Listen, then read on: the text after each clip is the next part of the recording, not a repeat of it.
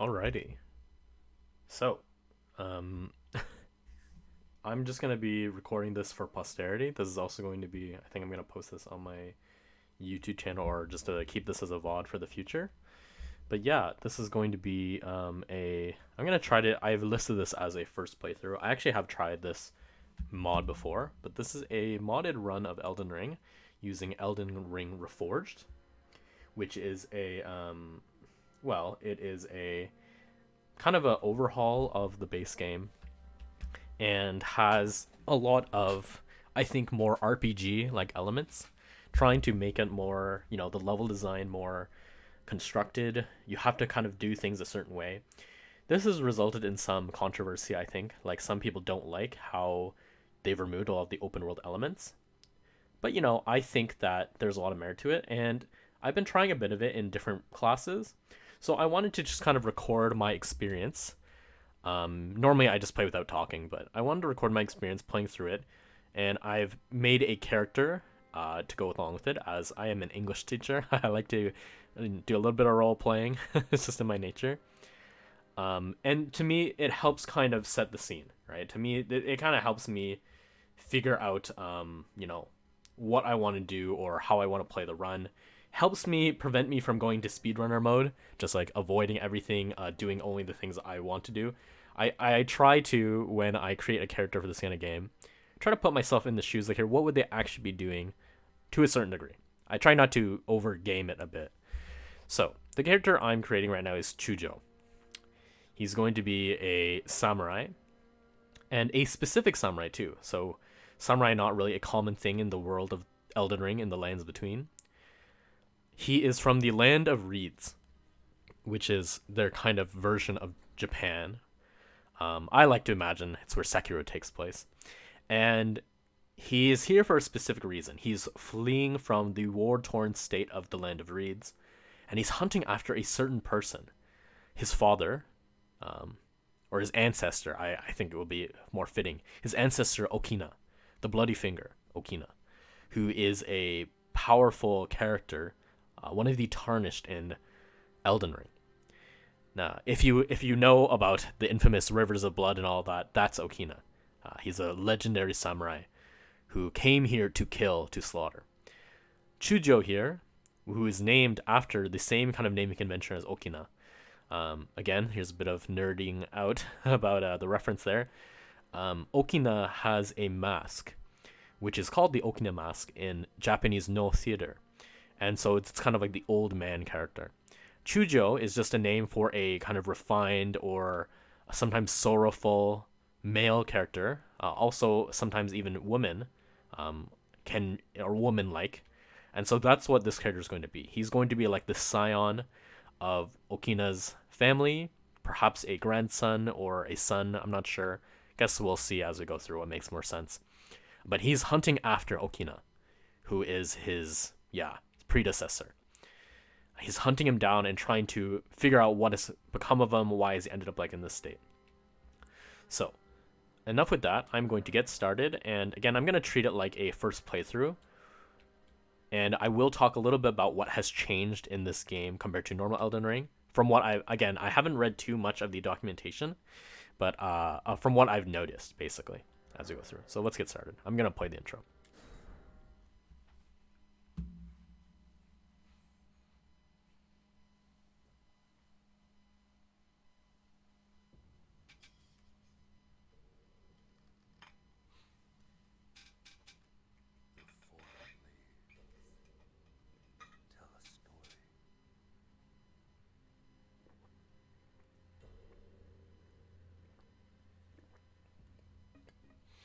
This intro will never get old, so I just like playing it.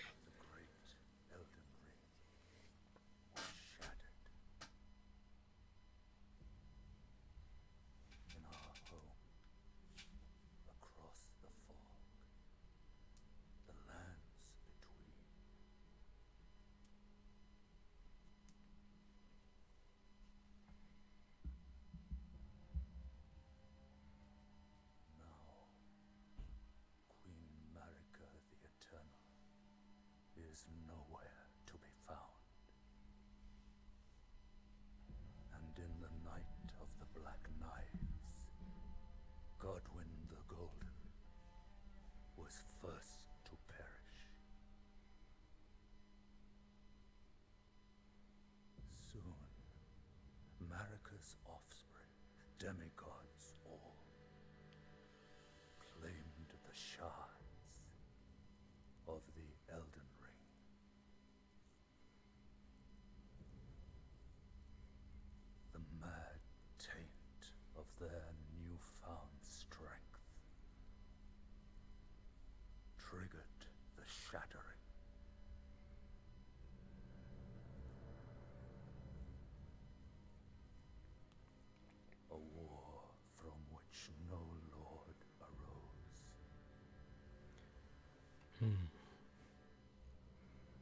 A war leading to abandonment by the greater will.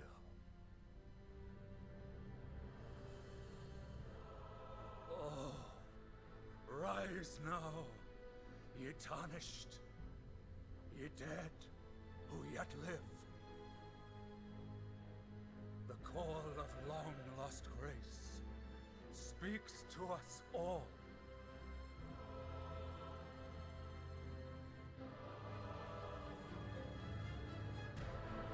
Horalu, chieftain of the Badlands, the ever-brilliant Gold Mask. Fear, the deathbed companion, the loathsome dung-eater, and Sir Gideon Ofnir, the all-knowing.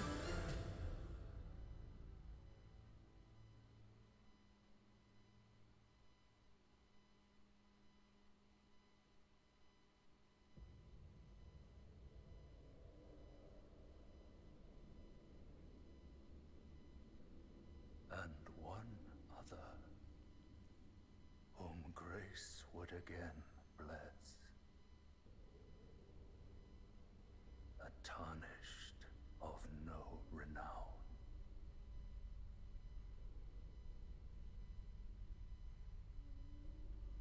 Cross the fog to the lands between.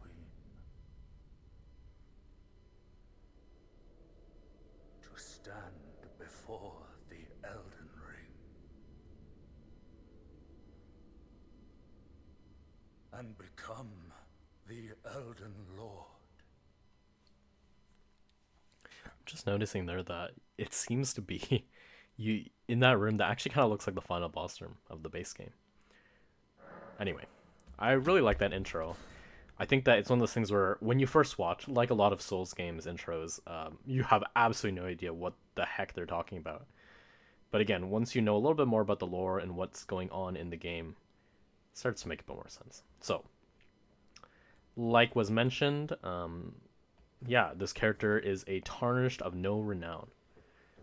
Kind of a nobody. They're just one of the sons of this household of samurai Reedlanders that have become tarnished, that are part of this. And we're just going to start off in kind of the regular gear, and I'm going to just see, actually. I've only played like a samurai character once in original Elden Ring. And I went with the pretty standard route, honestly. I ended up going for a bit of a Dex Faith build with the Nagakiba. But I want to see, what kind of options there are in this game, and I'll try to go with what seems natural, I think. For, like, how things end up. I'm gonna try not to have a plan in mind, I think. Whether I stick with the sword or if I use the bow more, I'm not really sure. Guess we'll see. So again, going into here, this whole area is amazing, obviously. Like, I really like just the way it looks. Over there is Stormvale Castle, in case it's an area, one of the first big areas of the game. It's right there.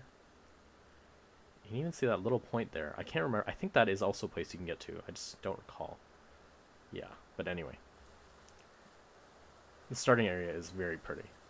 This big statue of Queen Marika, and of course, right away, for some reason, there is a grafted scion here.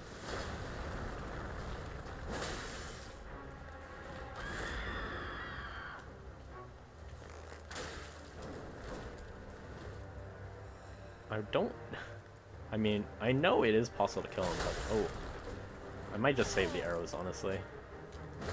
Yeah, I don't think I'm gonna be killing him with this run.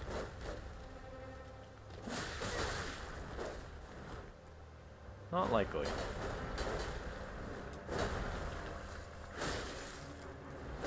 And he's dead. So with that, you get plopped into the ocean.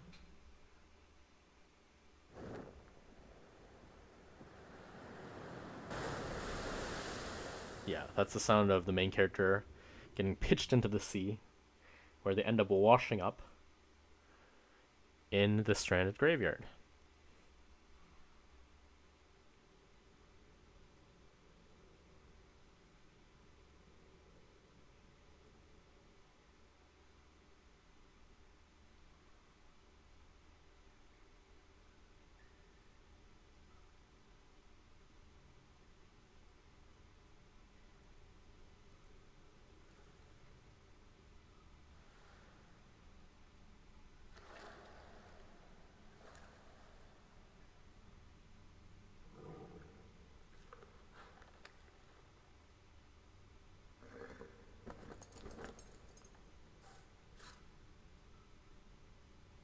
worry, Torrent.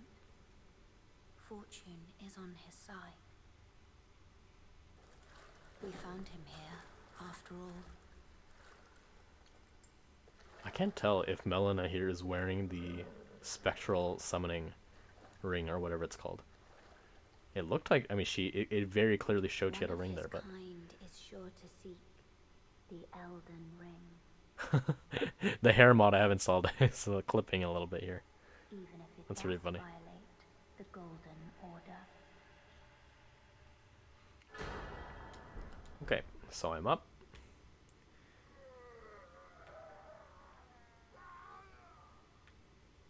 Right away, one change of this mod is you can actually hear the sounds of the people screaming up above. So directly above this cave, there's a bunch of screaming people. And now you can hear them. So, I'm going to... Yeah, that's the hair mod I have installed. You can see here's the hair. I'll show when I... Let me jump down here first. Up. Right down into here. Let's get down to this grace first.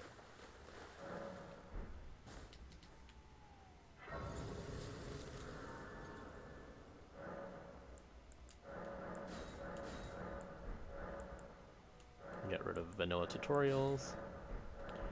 Yeah, let's take a look at the character. Let's take a look at the face I've set up. So this is a noble young man, basically.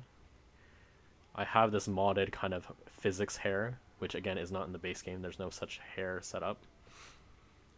I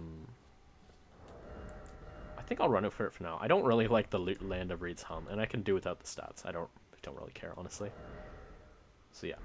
Well, let's go. I don't think I need to say much here. Let's continue on.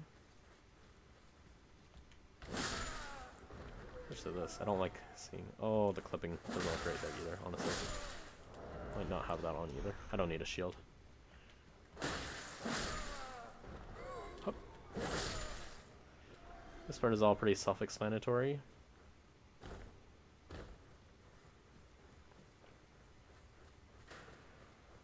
I'm getting shot at by some guy. Let's keep moving along. Oh, ouch, really?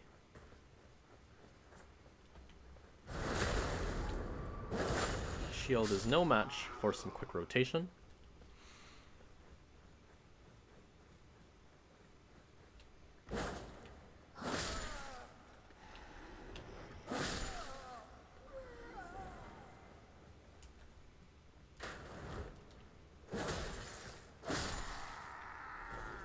Samurai swords have their perks. Give that thrust once in a while.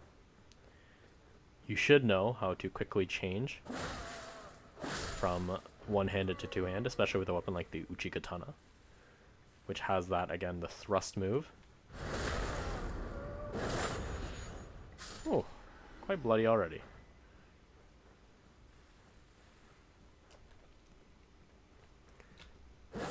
This tutorial is pretty simple, I think. Not much has changed here compared to the original game. Now, one thing I did want to check is, yeah, so if you take a look here, I'll show right away one of the things that this mod does a little differently. We have, you can see at the bottom here, passive effects. Blood causes blood loss to build up. They make it a little bit more clear what the passives of these weapons are, and some weapons have new passives. You can see that now the scaling is also more clear. Instead of the very generic D, C, B, A, S, which are often hard to tell what it means, now they've also added new kind of C minus, C, and C plus, just to give a little bit more differentiation between how the scale of each level. And also, this Uchi-Katana now has an arcane B scaling. That doesn't affect damage. That is just affecting the blood loss buildup, which again is a nice buff to arcane. Not that I don't think that arcane really needs buffs, but I think it makes it make more sense, right? So for people who are not doing a full arcane build, why would you want to level arcane? Well, because it also increases blood loss buildup. So let's get in this.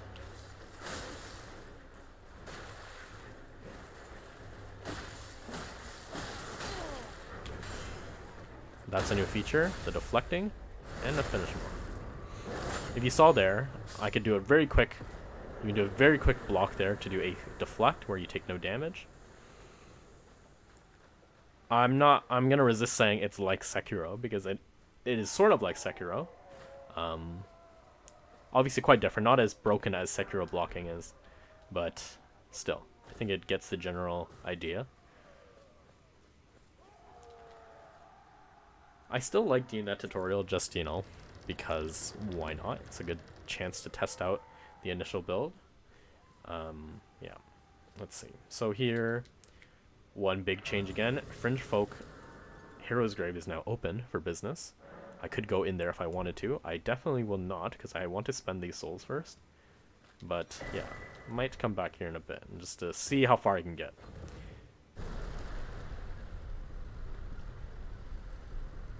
Again, this character is meant to be kind of a ikimen, a handsome young man who is here hunting for answers, really.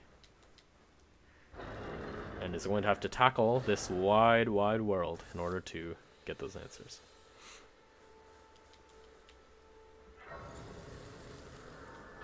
This is also a new feature. Having the Oracle's effigy allows you to use Oracle's remedies in order to get classes. Here. So, let me divine one. I think I was thinking of either doing a ranger or being an archer.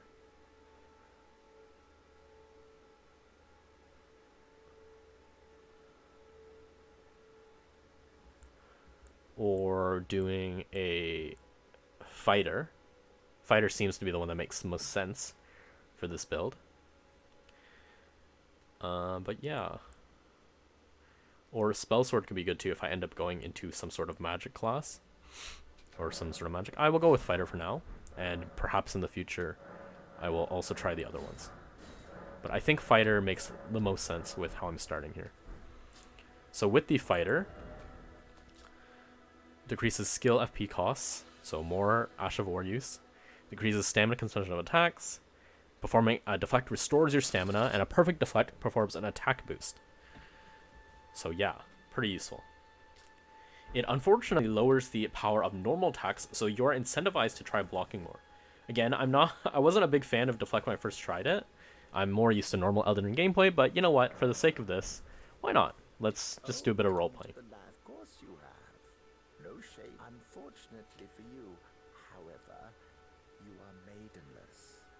Without guidance, without the strength of runes, and without an invitation to the round table hold, you are fated, it seems, to die in obscurity. Olvar right here. Luckily for you, Howie. I'm gonna skip through the rest of this. You may also behold Now here, I think this is a useful dialogue. Honestly, most people kind of just skip through this. I normally do. But it does tell you where you're supposed to be going, actually. So for example here, you can see this grace here pointing towards the general direction you're supposed to be heading, towards that church. And up there, you can see what he's mentioning, Castle Stormveil, up on the cliff, which is where the first of the Shard Bearers, the first of the main bosses of the game are. Again, I like to just point that out to show that despite the fact that this is an open world game, which again has a lot of, you know, things that are not really directed for you, definitely, I think it just has enough so that you can get along, right? That you can do all this, you can get this basic info that you know generally to go, even though you could theoretically go in any given direction. I could go that way, I could go there, go this way, but you're supposed to be going this way. All right, and so normally I do like to do some speedrun skips. I like to just avoid everything, but I'm going to try and play the game as it's intended, as this is supposed to be like a first playthrough-ish video, which is what I'm going to call it. And yeah. Still can't level up, but I'm going to spend a bit here. Grab some stuff from Kale. I'm also going to be trying to do more crafting in this run. So I'm going to need this. I'm going to need 2 crack pots. I'll get the third one in a bit. I could actually get it right now if I go kill a sheep or something. Crafting is another thing that I really didn't utilize a lot in my original runs when I played the base game. But I think they've really revamped it from what I've seen in this. Like, they've added quite a bit to the crafting system, so why not give it a try? Let me come here and kill one sheep to get enough souls. There we go. Yep, now I have 300. Just kill this other one. He's in the way. And yes, it's also useful to grab those bones. Some more crucified people. Is he alive? I can't really tell.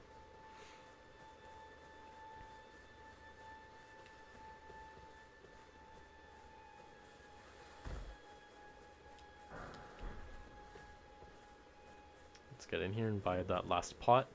So yeah, it's important to get these cracked pots whenever you can because they allow you to just create more throwing pots. This is another interesting thing that I will eventually get, but this allows you to unlock new affinities that you normally need whetstones to do, wet blades, but this allows you to get some early if you need to. I'm also going to need this. Actually, I will sell that what I just picked up, just so I can get this, so I can create more arrows when I need them. Goodbye. Yeah, goodbye. So let's see, even right now, to make arrows, I need some bird feathers. But yeah, I can make 50 arrows at a time, which is very good. These base arrows only do 5 more damage, so it's definitely worth it to make these bone arrows. Alright, so let's head along here. Some interesting things in the water. As we head along here in this general direction where we're supposed to go.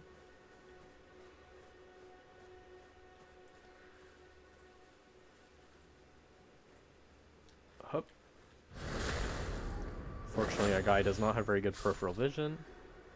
Suffers a grim fate.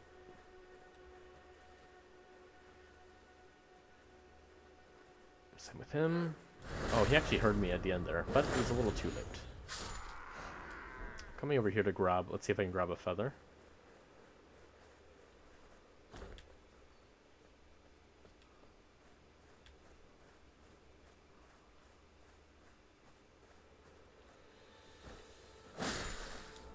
Got 3. That's good. Oh, here's a new thing. Runic traces. Something they've added in order to essentially give a little bit more, reason to explore.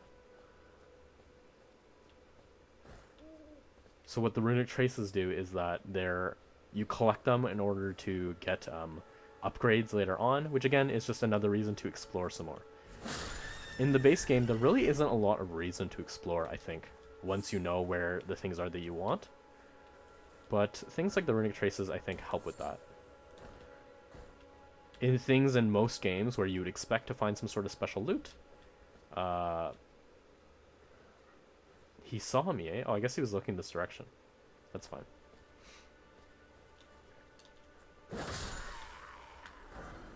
Fortunately, right under the blending attack. Over here. Hup. Again, all of this, if you've played base Elden Ring, or really any Souls game, should all be pretty self-explanatory.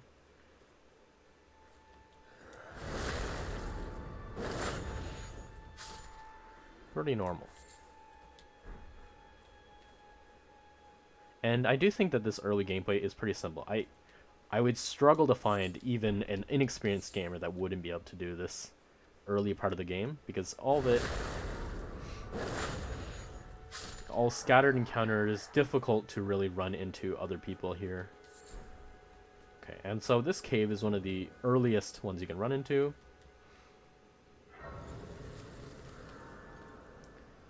Now let's take a look here. What do we got? Okay, so wolves over there. Don't want to jump right into there, so let's head around.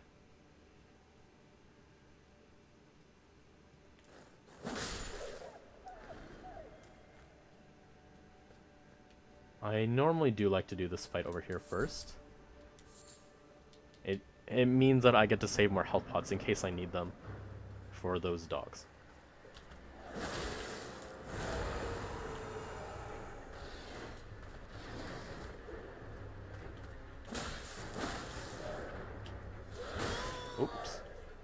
deflect. I forgot how delayed that was.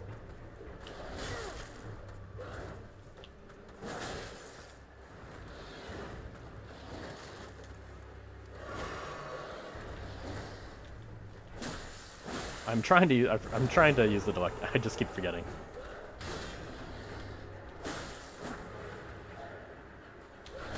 Oh, didn't deflect that one either. Oh, that didn't deflect either. Guess that kind of move can't be deflected.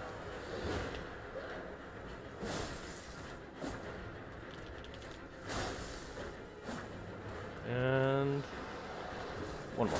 Oh, uh-oh. Uh-oh. It's okay. I was a little surprised there. Forgot that that can clunk you out of that attack. But we're still good.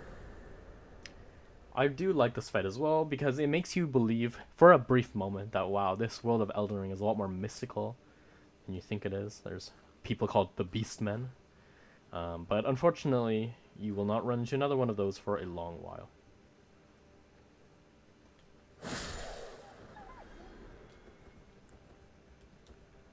Let's get this bow out.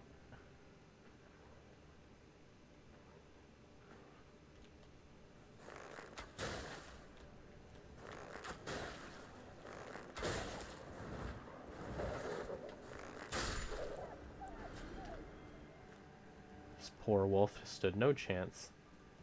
And neither will this one. Or this one. Oh. I was a little off in spacing, but so was he, I suppose. Up. And another.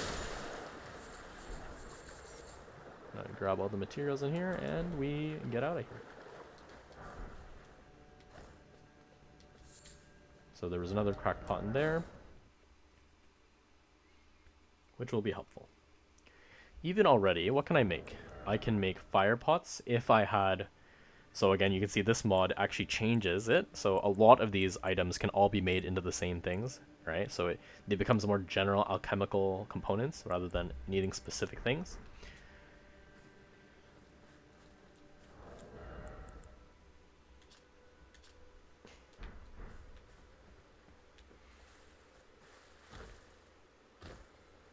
All features that I think make the crafting a little bit more palatable. Some things are harder, some things are not.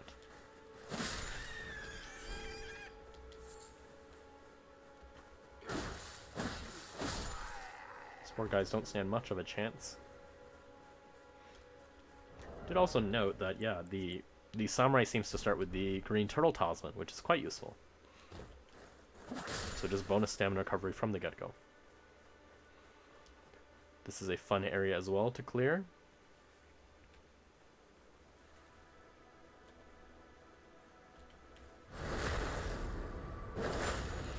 You can pretty much do this entire area with stealth.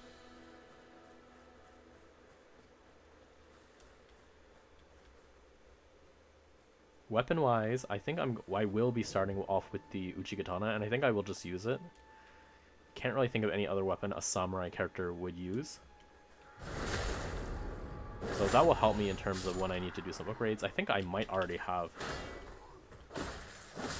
enough to upgrade. Right? I have 4, yeah. So I could already do my first upgrade if I wanted to.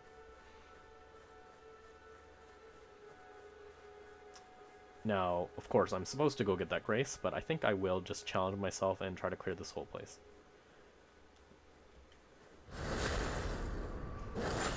I mean, yes, realistically, this is not super difficult, but it's always a fun opportunity. Oh, don't let him. Yep. Not gonna let him talk.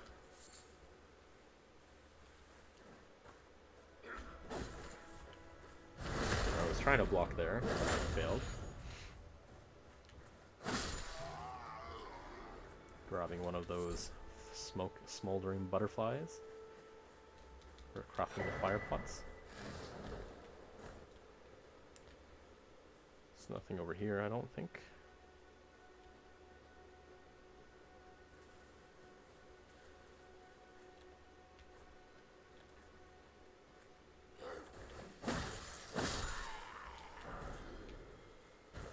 You heard that.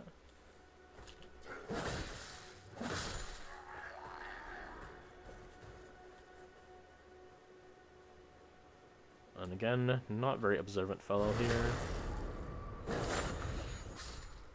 Did I grab? Oh, I didn't. Okay, yes. I forgot to go get the chest over there. Not that I'm going to be using these weapons, but, you know, bit of a... Don't really want to just leave it. So now, here's going to be the real challenge, fighting off this knight. Oh my goodness. Okay, that was a close one. Definitely thought my cover had been blown there. I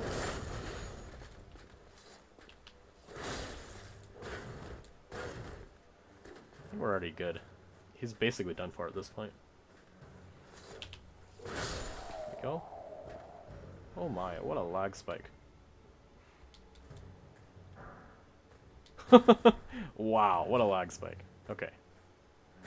There we go. Woo! We guess we can handle this still. My computer is not so great, as you can probably tell. As long as that doesn't happen in any other place. Oh my goodness, really. Oh boy.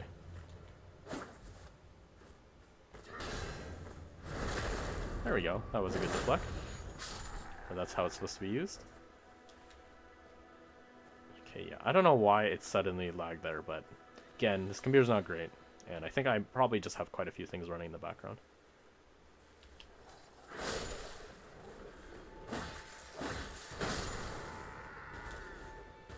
Oh, 2 more to go.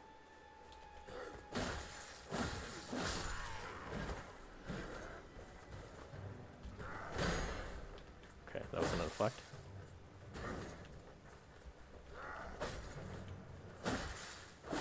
Alright. Well, still no good reflect opportunities, and I think that's the last of the enemies. Again, I will have to try this, right? I'm gonna practice it. This reminds me of when I first had to learn how to parry back in Dark Souls 1. And same kind of idea here. You just have to figure out the timing.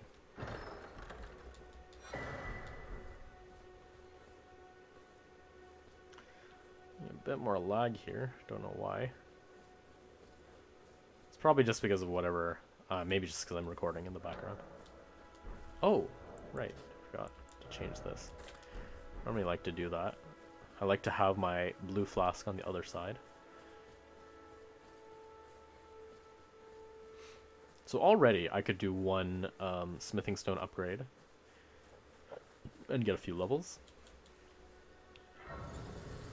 Let's take a seat here and get our horse.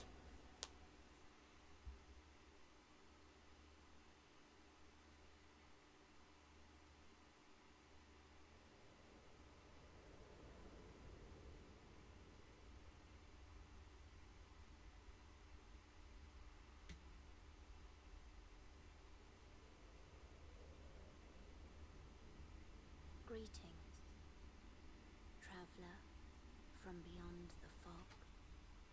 I am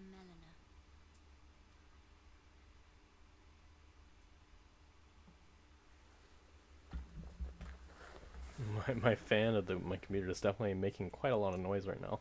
Hopefully it's not too noisy, honestly.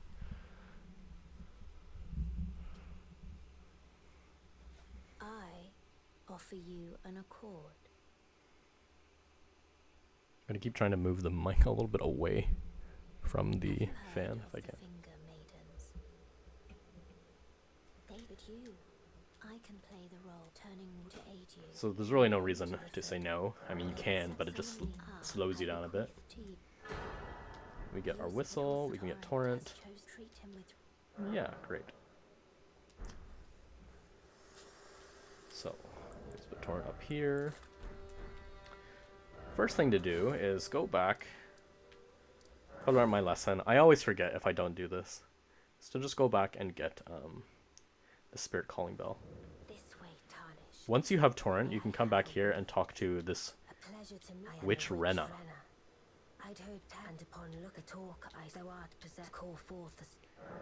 I can call it. And yes, we get the spirit calling bell and the lone wolf ashes.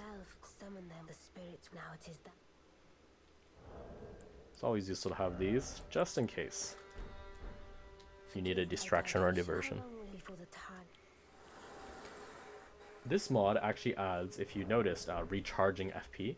So if you fight a little bit with normal combat, you gain some FP back. Oh, perfect. I can actually grab another right here. Awesome. I might need a holy water pot. I think I'll just save this for later. I don't need it right now. And I don't think I need this other stuff. Good.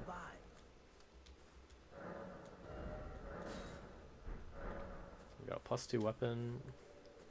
I can spend a little bit on leveling up.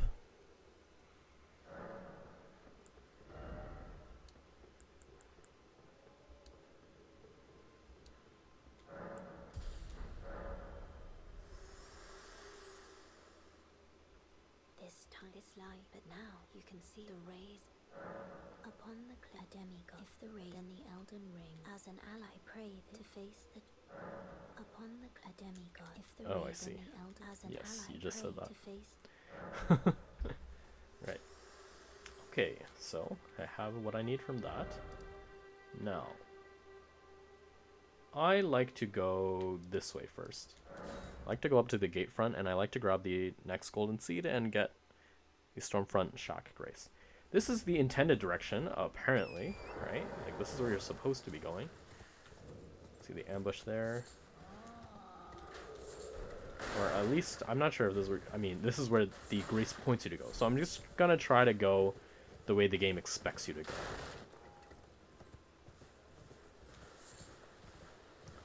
Let's head here. And I do remember this being the first place I went in the base game, like when I first played. Grab this. Grab this. So you can see already, you might not know what those are. That's a new thing that's been added in Elden Ring Reforged that's different from the original game. They're essentially how you record the Pokedex of this game, the compendium of enemies. By using those sigils of all-knowing, once you've unlocked the Round Table Hold, you are able to collect their information. Only to have you know. Little Rodrigo over here. You're all heading to some entice. Well, that no, I don't have. It's scary. I want to be on nothing but. I know. And we get the jellyfish.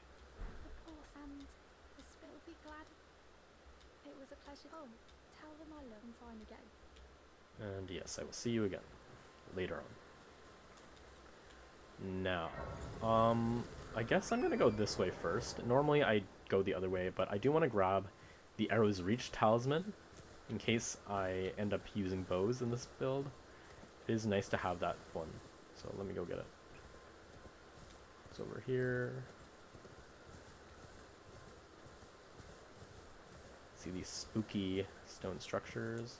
I'm not going to fight this right away, but I will kind of have it on the map. Here is a guy, so up in here is an item.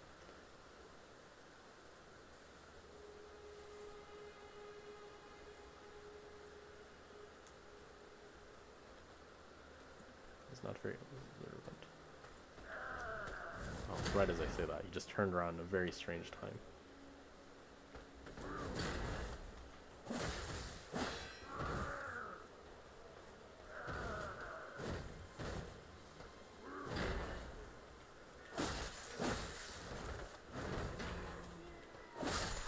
And we're done.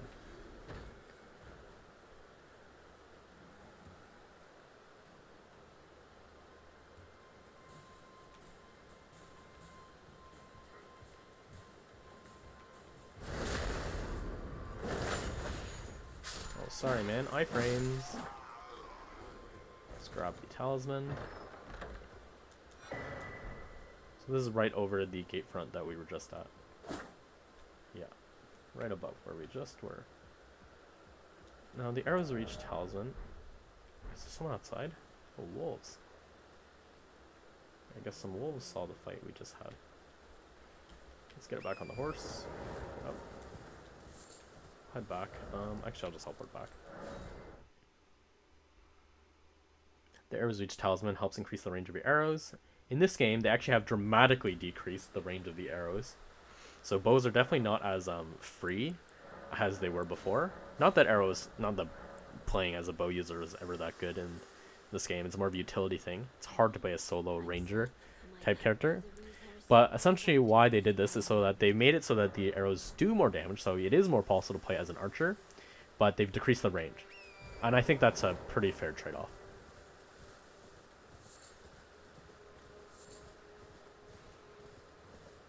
So this way.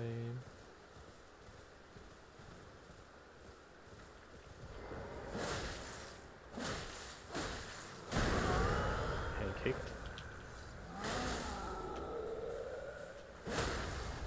And he's done. Should have spent less time roaring and more time actually fighting. He did get one hit in though, so good on him.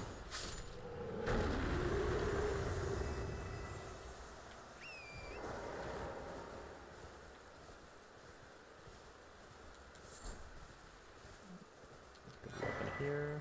Good item, I mean. Drop down here. And one more here. I think to head over here and grab this next thing right away.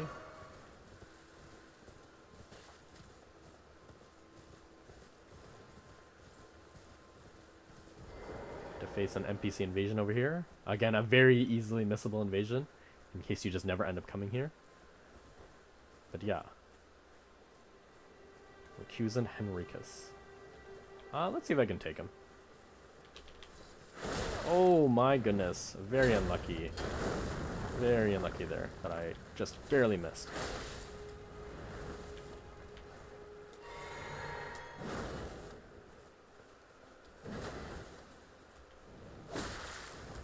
Oh my. Didn't realize you could cancel the move like that. That range is startlingly far. Wow, I forgot how good the katana is, honestly.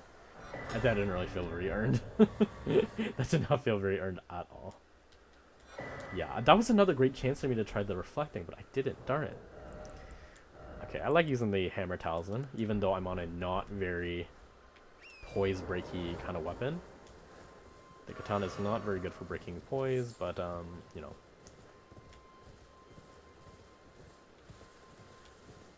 Let's grab these smoldering butterflies over here.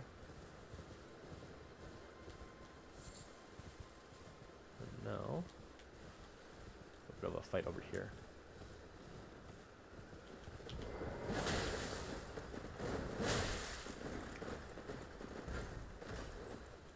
Oh, he's running.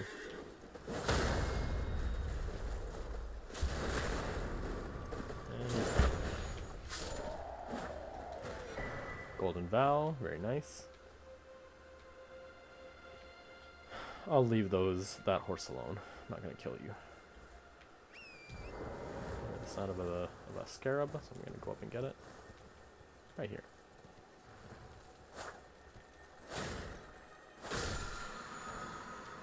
Careful not to fall down here.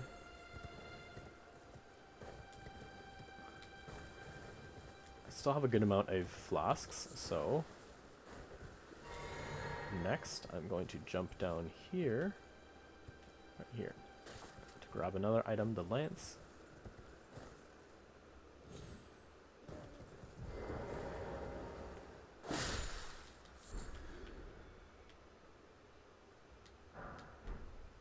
Here's maybe where I want to make some fire pots, so let's try it.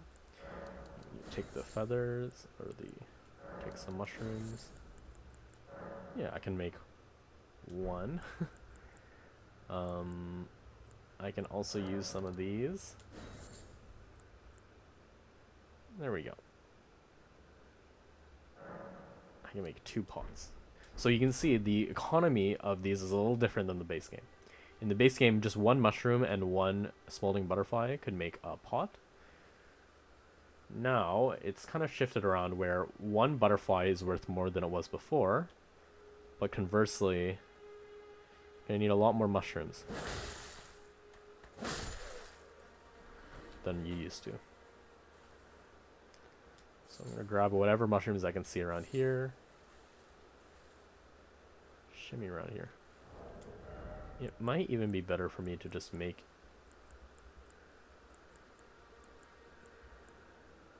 Oh, I can't. I don't even have the recipe for it yet. Well, that's fine then. I will just make the fire pots. I was thinking about making fire grease, but I'm unable to do so yet.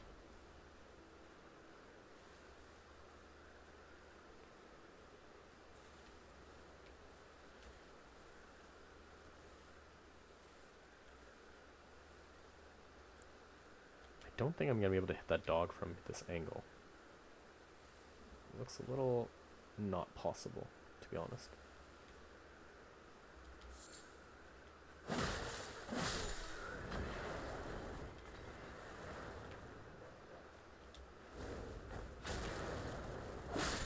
Go. So see, the pots are quite useful. Let's try the bow out.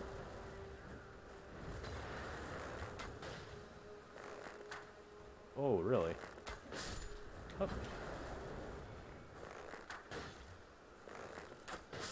There we go.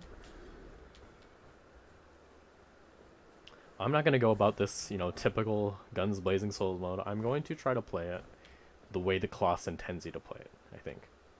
This is kind of the goal of this playthrough. Just using all the tricks and tools that I have.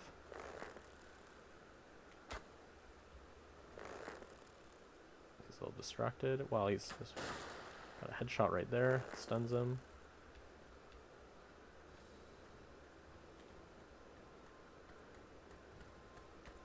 Whoa. He's a little closer than I thought. This is like one of those, the cars approaching are rapidly approaching.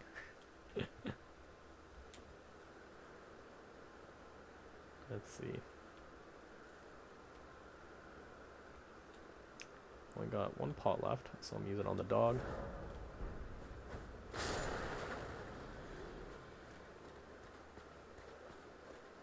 Now here, I want to watch out. I do not. Oh my goodness. I got blocked off, and I'm dead. Luckily, I still have a Stake of America, but yeah, perfect example of situational. I did not remember this completely block out this whole area. So now we're gonna have to do that again. That's a new feature, something it just mentioned. I got a little distracted by the speech bubble. But there's a new feature in this game called camps, right? Which is what I just triggered. Essentially that they're like harder encounters.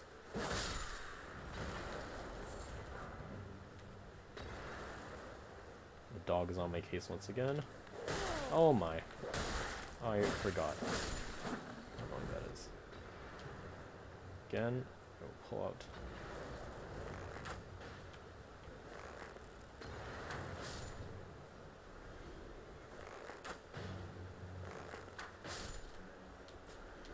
Okay, 2 down.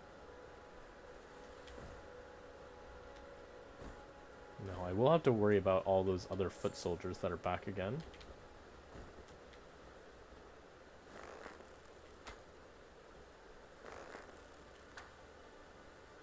You can see that the range of the bow really is a lot less than before. Like really dramatically less than before.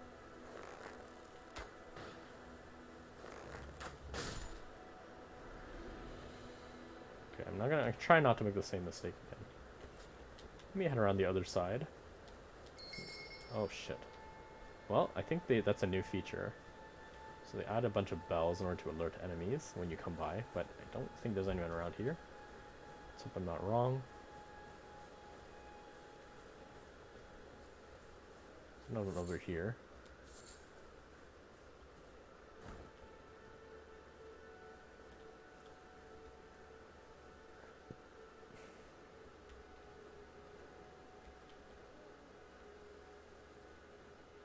I think he heard me, but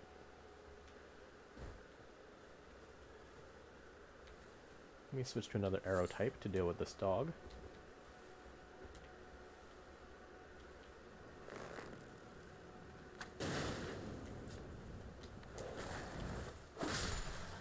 Go. Doing a bit of guerrilla warfare here.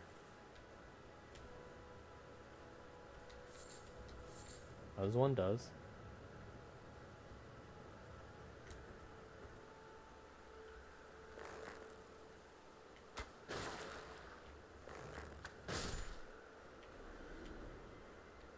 Down.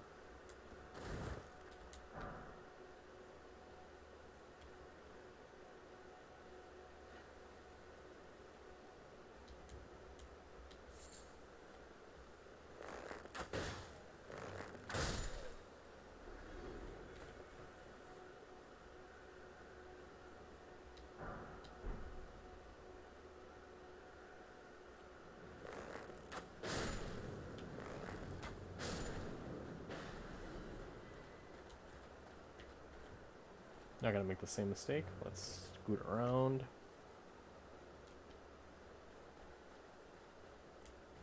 Kite him out a bit.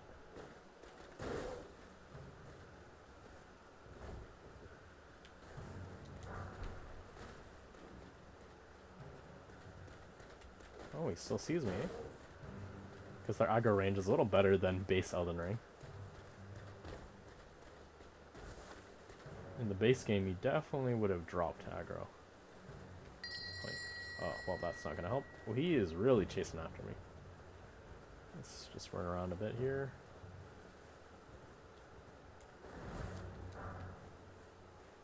Wow, really? He's going for it.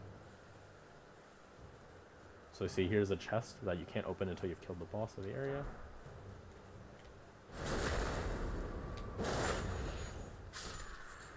I'm still killing your guys.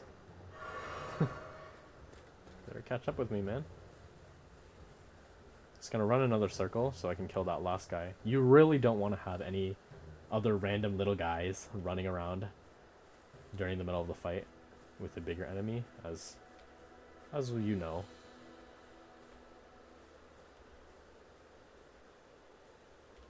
Oh, it seems like he has dropped aggro. Let's peek around the corner.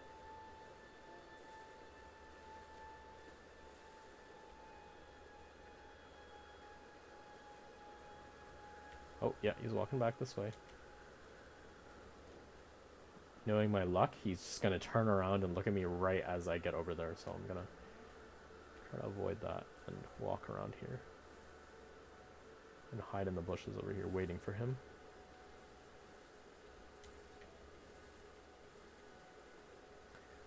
Again, I want to imagine like this is, this is not a game. This is a young samurai out for survival, and I will do whatever I can to survive.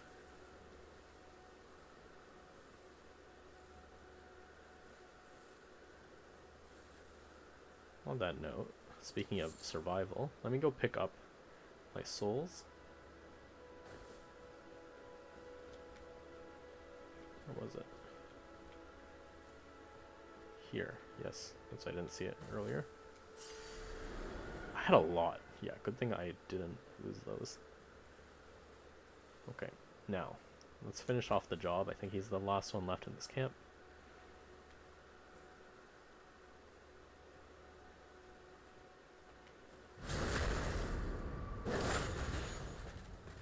The dog's up. Now, the dogs are great here for distracting him. And with that, this is pretty easy. Even just a few dogs. Again, it is easily worth the FB cost there. Now the chest is open. I can grab my final reward for this, which is Knight's Greatsword and a shield. So 2 things I'm not going to be using, but I still think this is a worthwhile experience. I would be able to use this, but I'd have to dual wield it. So, or sorry, not dual wield it, two-handed. So not likely for me to do so. I don't think that really fits this aesthetic. I'm going for an Eastern warrior, not a knight, but still a good pickup.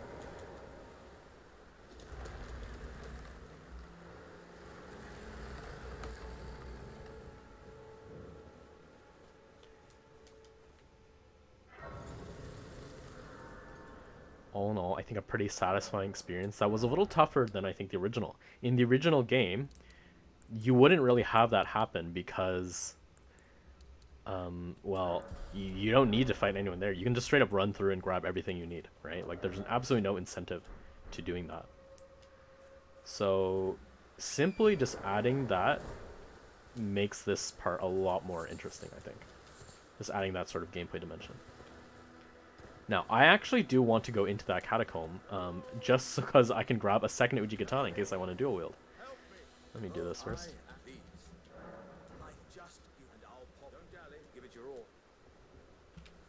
But again, I will do it after. I'm going to do something else first.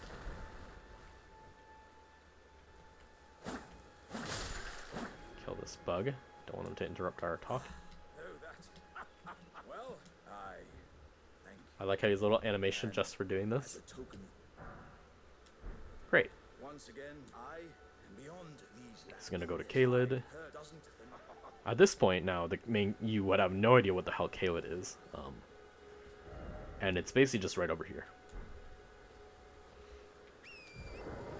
So let's head over in this direction.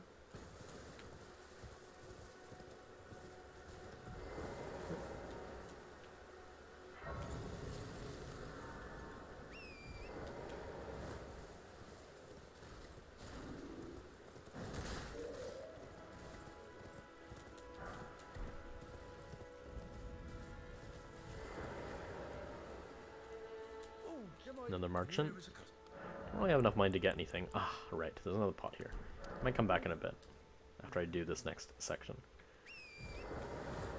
Here, we run into some new enemies.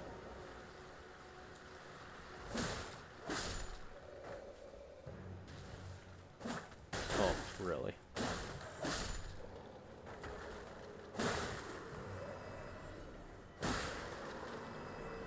So annoying to deal with skeletons because I'm not using a blunt weapon. So it is very easy for them to get up. Always kill these ones first.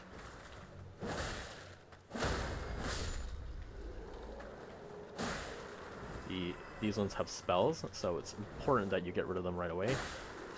Then the last is this kind of skeleton. Oh my. Yeah, the deflect was great there. And see, the deflect really blocked all damage too, which is a great feature.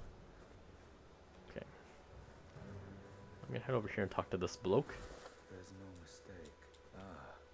I'm known as heed my warning. The village here and worse if you vow. He makes it sound like this is gonna be a big challenge, but if you know what boss is coming up, you know that this is certainly not a great challenge.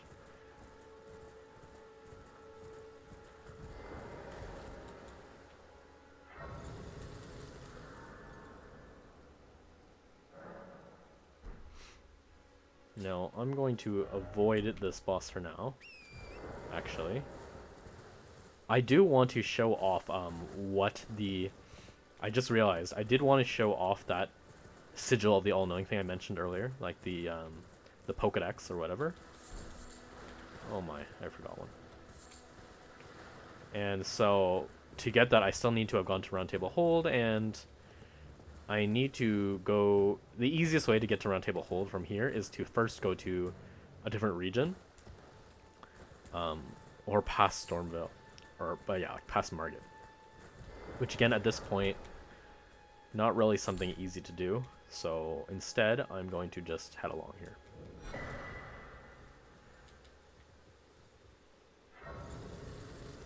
From the Artist Shack, we go up, continue on the way. Continue along here.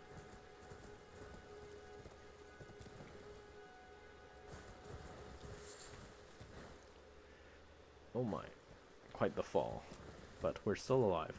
I meant to fall down to that lower ledge and jump down again here, but missed it. Okay, here, grab some runes.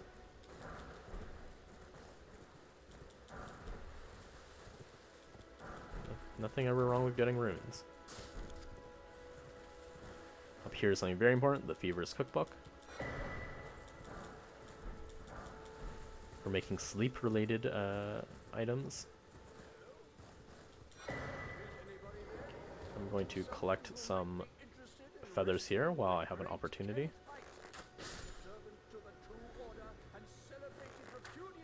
Oh, really? Is he blocked by that? Oh no, there we go.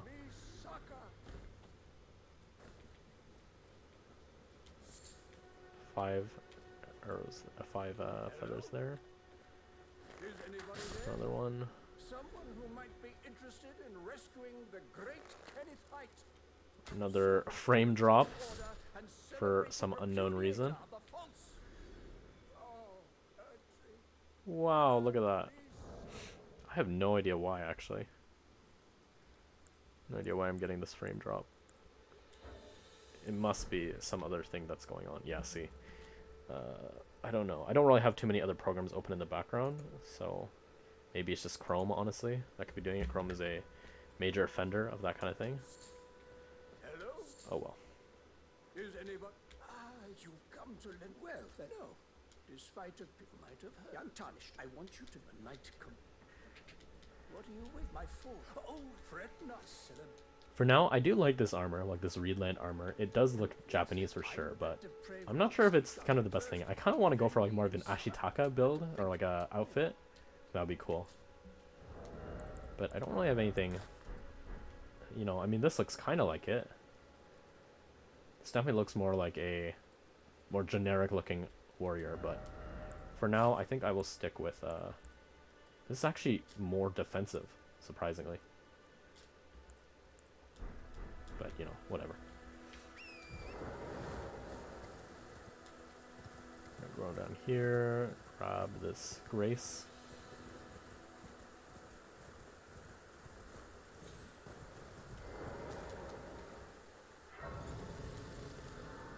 It's all pretty much the same.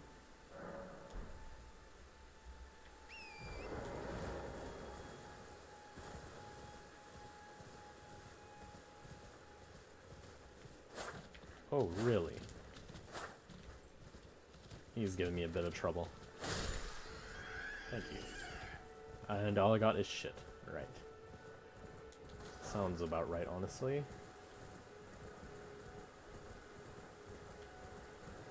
Hang on here. Another giant for us to abuse.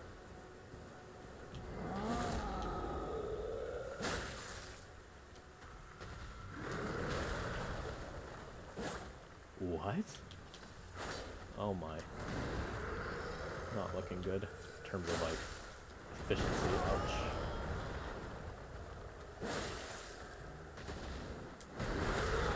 Oh, I got hit by that too, huh? Interesting. He's not gonna have enough time to pull out his sword, unfortunately. He's a little bit too late. Although he was putting up a good effort until then, I have to say. Gotta grab slumbering eggs whenever you can. I think it's a bit of a rare item. Okay.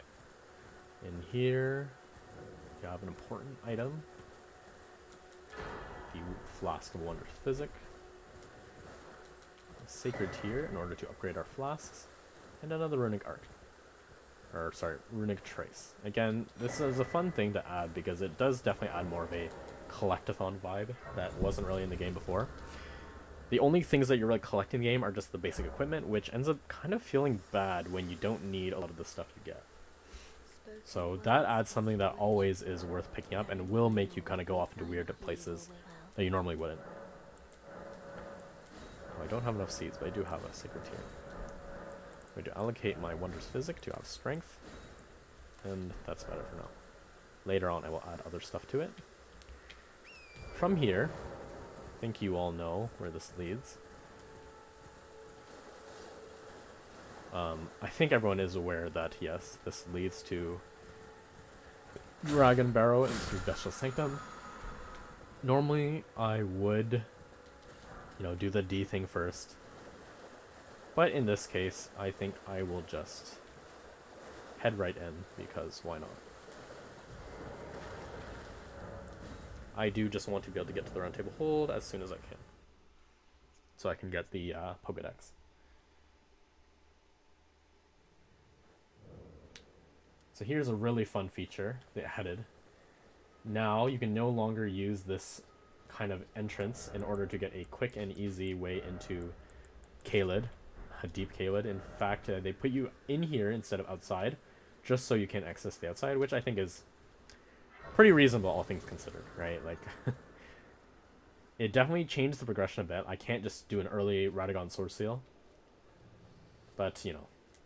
They've also added this, where you can actually kill him early, just so you can go, and this will bring you to Fire Mazul. So you can actually rush it if you want to, if you manage to kill this guy early. For example, let's say if you're doing New Game Plus, and you're just able to kill him right away, then you might as well. But yeah, from here, I'll be able to go to Round Table Hold. Normally this triggers after leaving Limgrave, and this is just the fastest way, I think.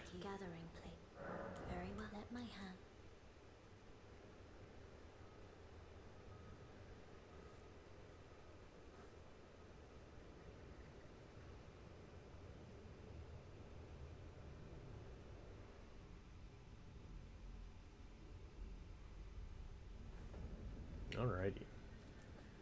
So D has already moved in here. Welcome to I teach and explore so that one ensuring by the way. You do most time you are well. Don't think I'm gonna go with spells. Although one thing I'm gonna point out again for just kind of if you want to try this mod. So a new feature that's been added are these. We call them they're called generator spells. So essentially they reworked Catch Flame. Instead of being one of the best DPS options for Faith builds, Catch Flame is now more of a utility incantation that when you hit an enemy with it, it also regenerates FP back.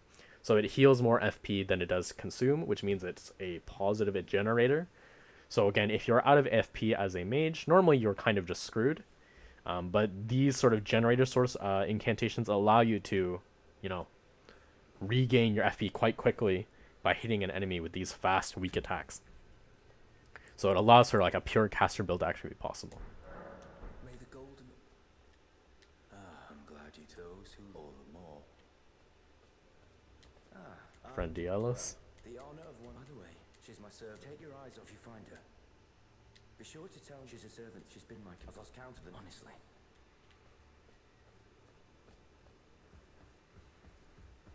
I don't have enough to do level 3, right? Yeah, I still need 3 more. Which I know how to get, actually. I can just go get them right now. But I did want to get that Pokedex, as I said.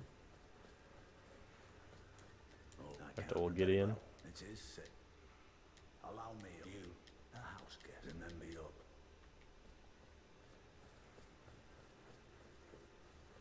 He knows it in his bones. Here's Mr. Bones himself.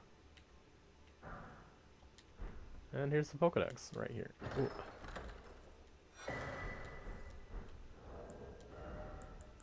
So now we're able to make these. I'll just put that in my hotbar because I often need it. Let's go kill that ghosty, shall we? Let's go kill the undead guy. Just so you can kind of see how this works. Let's head in there.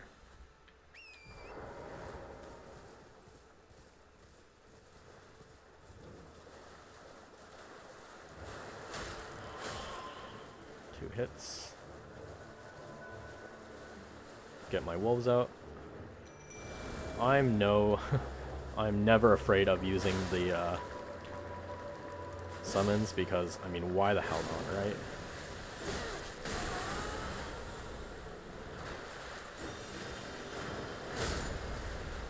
Oh wow, I really staggered him with that one, huh? Taking a bit of damage, but again, this boss is so weak. Like, these skeletons are doing more of the damage.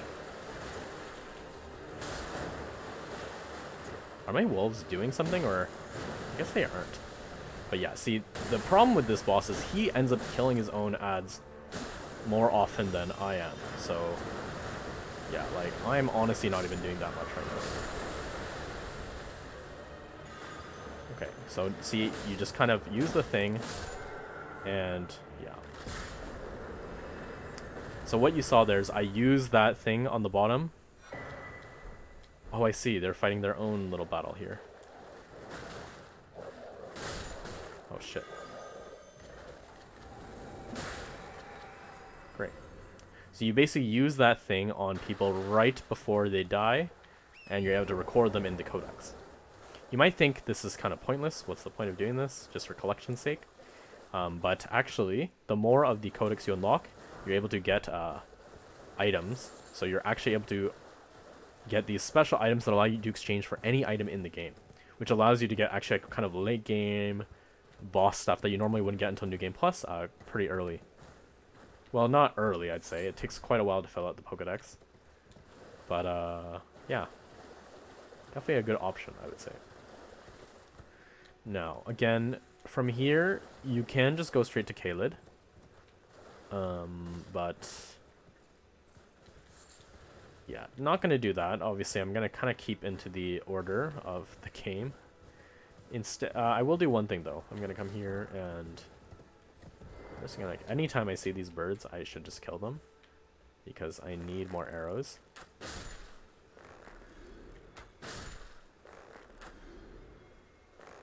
There you go.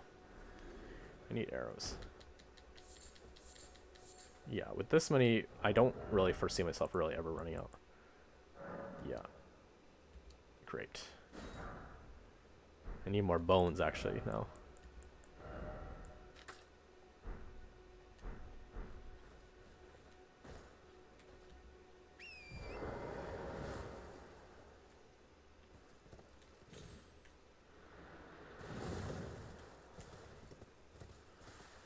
I like grabbing this teleporter over here. Even though I can't really do anything with this spot yet.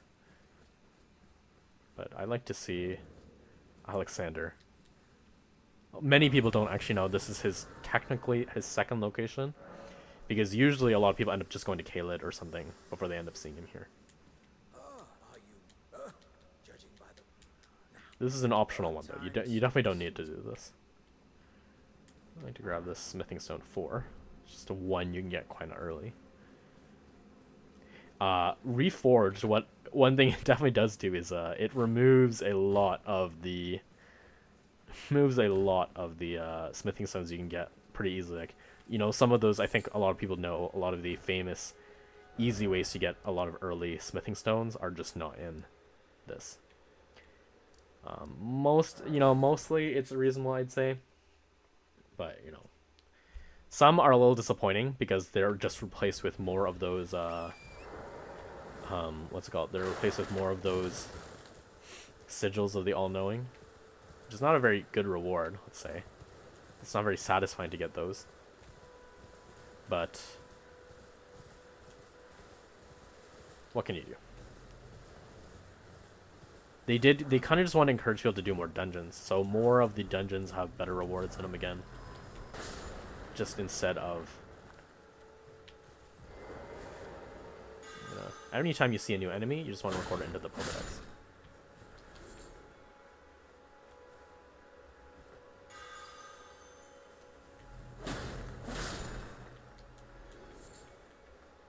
And so you don't need to do that every time you kill an enemy, just one time. Once you've done it, every feature clear of that enemy type will grant you more entries in the Pokédex. Oh my. Might as well record this one while I can.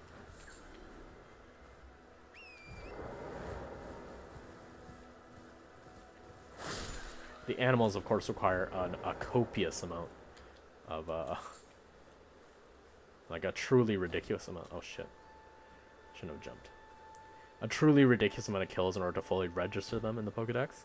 While some bosses, for example, would only require 1. Which makes sense.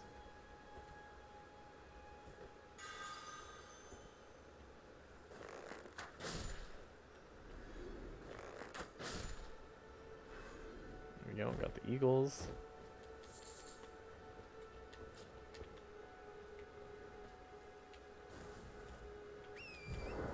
A lot of giants here.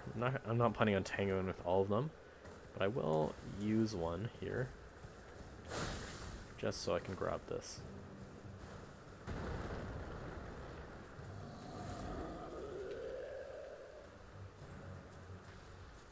So use the giant here in order to break that open. And you swoop around and grab it. Hup. And that's all the smithing stone 1s I need. And a nice smithing stone 2 for the future.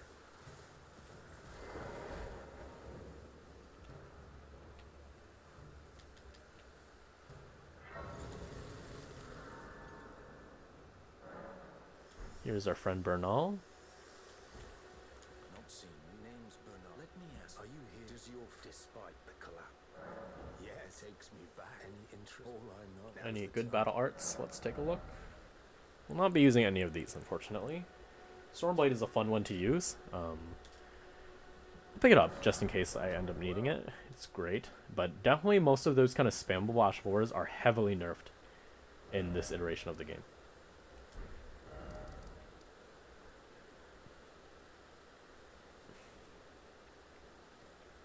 So, now at this point, I'm going to head down this way.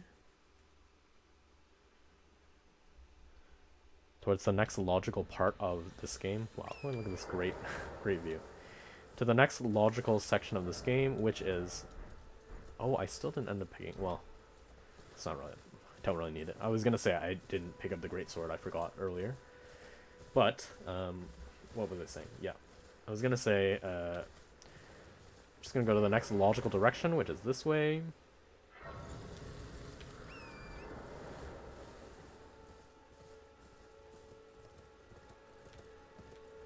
Oi!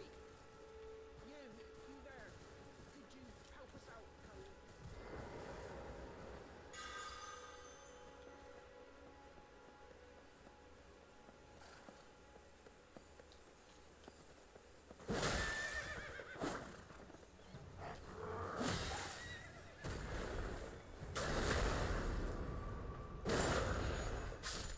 Should have marked the horse too, actually, now that I think about it.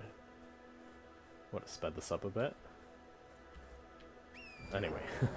Now, see, you can see how the game changes a bit once you have that Pokedex. You're just obsessed with killing every new enemy you see. Just gonna get this block right here. You will just thank you. I was pushing, I ended up. There's a little hat. Oh, when they, and so this is all I hope. Or I couldn't then.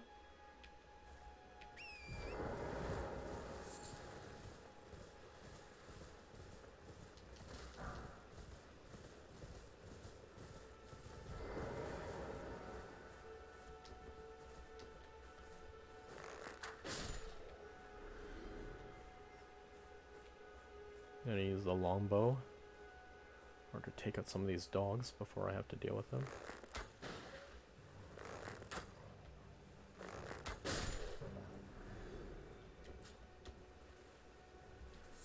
Glad the guy did not see that. Somehow. He was not alerted.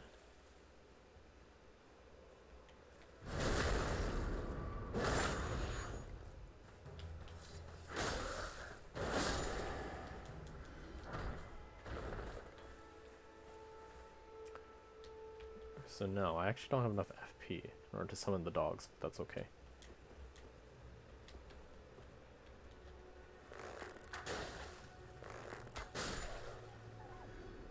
Two.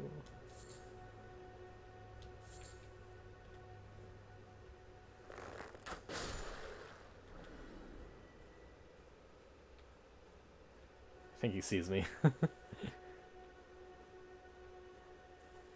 Oh, you know what? I didn't register the wolves either.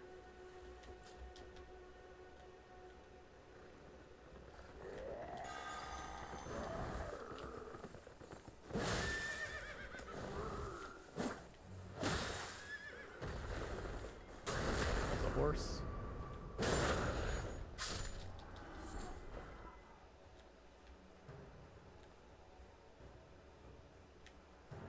He's just wandering about.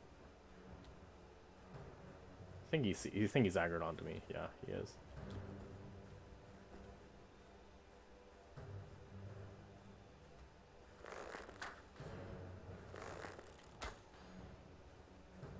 Is he blocking or something? Why is he taking so little damage?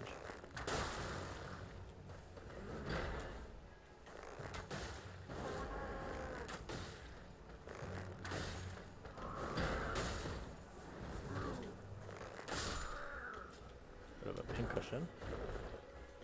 Into that. So yeah, bows, they're shorter range than before, but just more damage, I think, than before. Or at least they scale better, I think, into the game. There's one left over here. One more of these guys. I'm gonna grab them right now.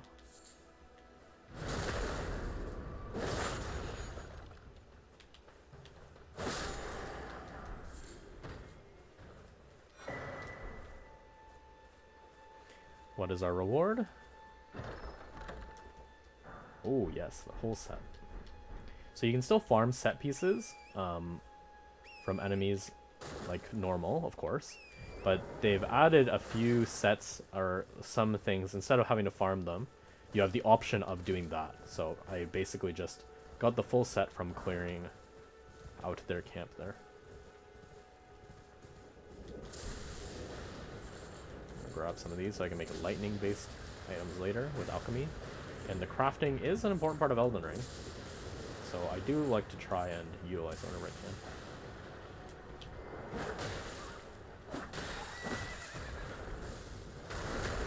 You make it too easy. I feel a little bad now, actually. I got absolutely demolished. Okay, so now I also want to grab these guys. And these smaller wolves. These guys are running around a bit, so... Maybe... Is there one? Yeah, let me grab this one. He's out by himself.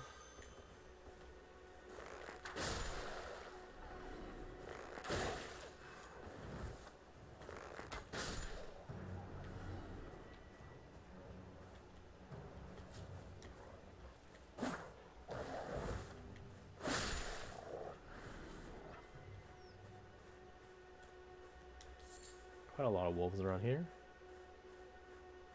More importantly,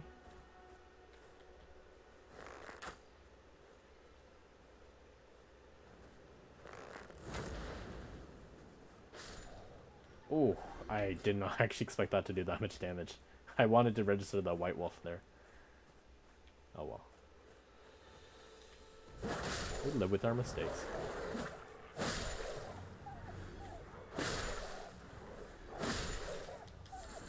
Grabbing a lot of bones here for arrows.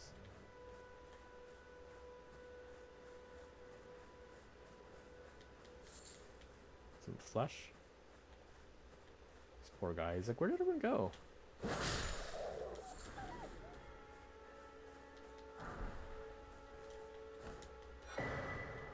Runic trace. There we go. It's over here now. Another grace down here. Oh.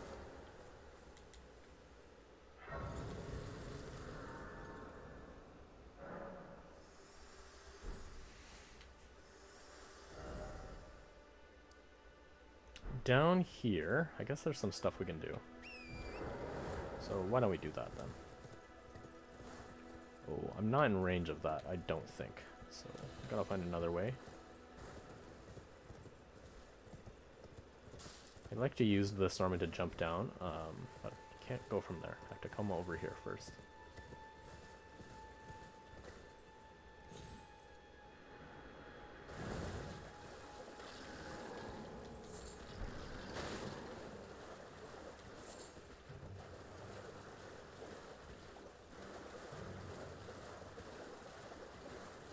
So we head down the river here. Here's going to be a story relevant moment for our guy.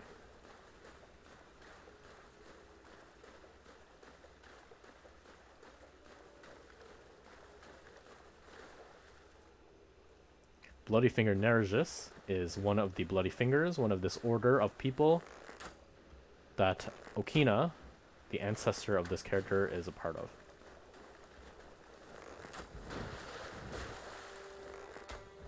Fortunately, it looks like he is immune to arrows.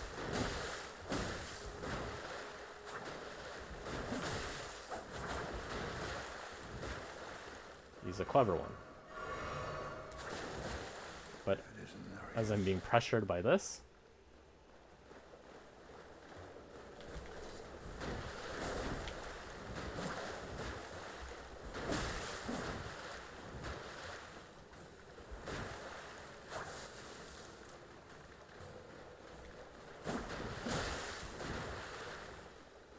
we get reinforcements. Right? Where is he? I saw he was summoned. Oh, there he is. All the way on that side. Does it help? I definitely could take him on my own, honestly, but yeah, it's just fun to have him in here, so it feels like we're just working together. Oh, beautiful. Absolutely beautiful. Very nice.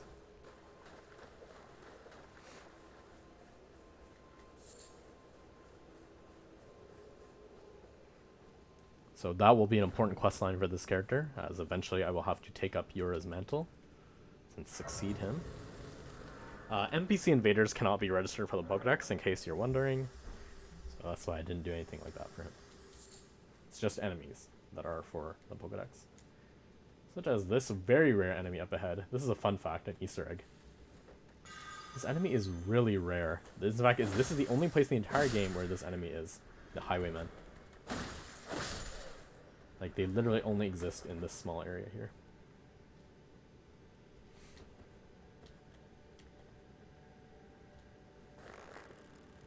for some reason.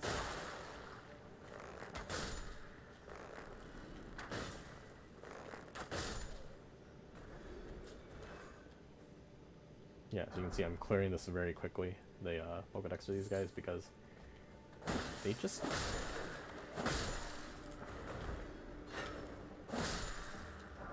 I mean, it's just strange. I don't know why they only appear in this one area the entire game. But yeah. I'll have to come back. I'll have to do this place a second time in order to finish off their entry, just so I never have to come in here again. Which kind of works out if you actually know what happens in here. No boss, so I run up. Hook. Well. Thought you'd just help yourself to a man's personal belongings, huh?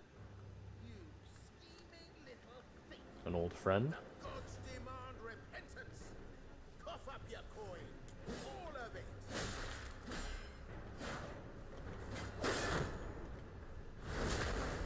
A little weak to getting stabbed, eh? Like most are.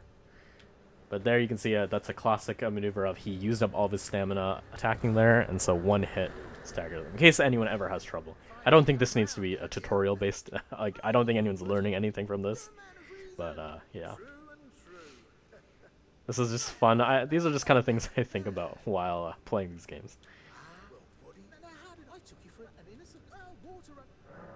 Sure.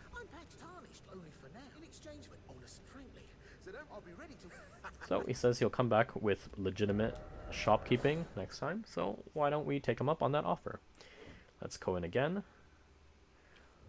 Go for a second round, get some more moss, which we'll need for crafting. And let's fight these guys all over again, just so we can get more. And so you see by ringing the bell there. Oh my. Oh.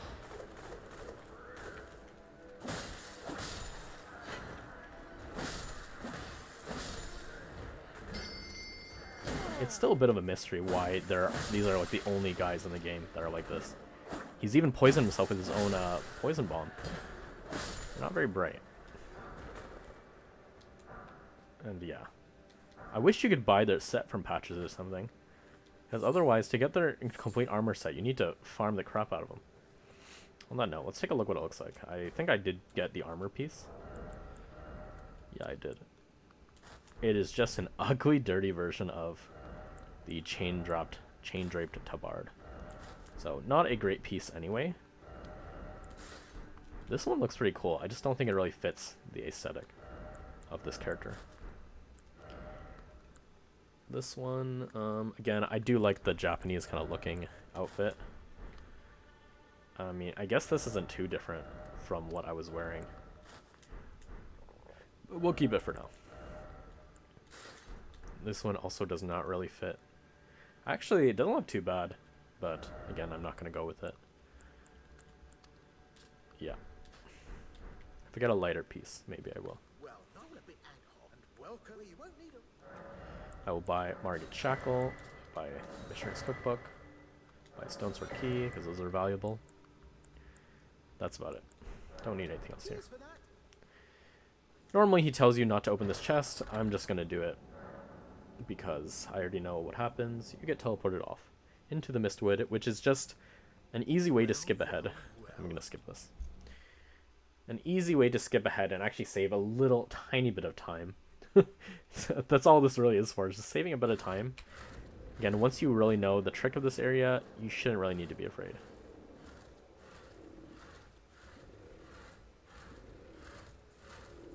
Sneak around here. Do not disturb the bear. Very careful. Grab this. Now I got the map. You can see I'm right in the middle of the woods here. So that's why I didn't go in here earlier. Because I knew you get teleported right here where you need to be.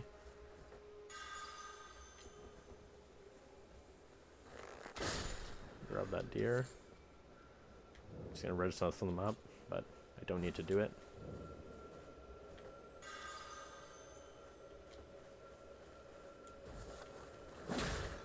Even these scarabs can be registered in the Pokedex, so I'm going to do so. Now I'm gonna grab a lot of these flowers here because these are very useful for crafting, as you guys will see eventually.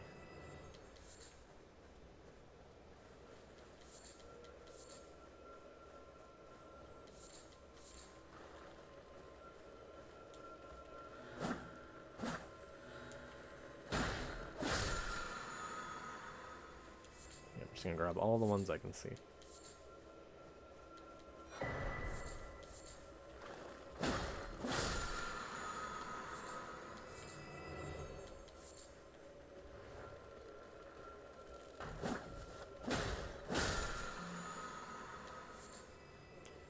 Okay, I think that's all of the sunflowers. Yeah, useful stuff.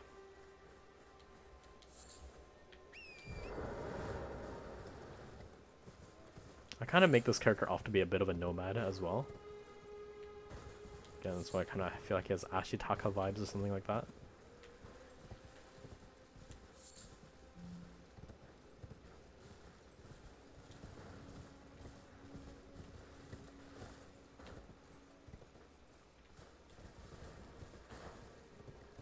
I think I missed, yeah, right there ahead of me.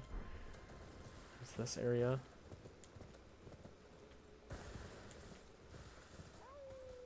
The howling of a wolf. Something you hear in this area. Come to investigate. Find yourself in the Mistwood Ruins. Grabbing this, I need this. Smithing stone too. That's still there. But as you'll find, a lot of the normal ones have been changed. No, I'm going to jump in here right away. I'm not going to give him room in order to attack me from there. And, well, I don't really like... I mean, I normally don't cheese bosses, but I don't really like rune bears, so I don't really feel bad about doing this.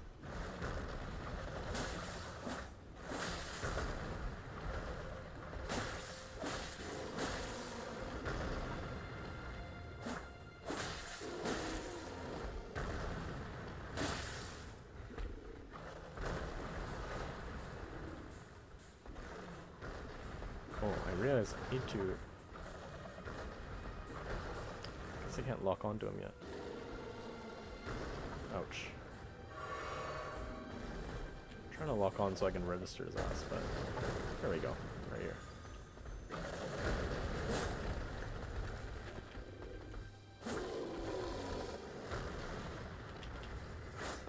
Really? Oh, really?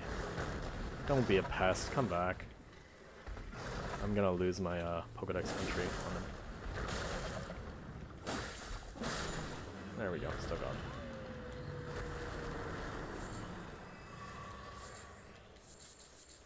We hear the howling, but there's nothing we can do about it yet, I'm afraid. So we'll just keep going.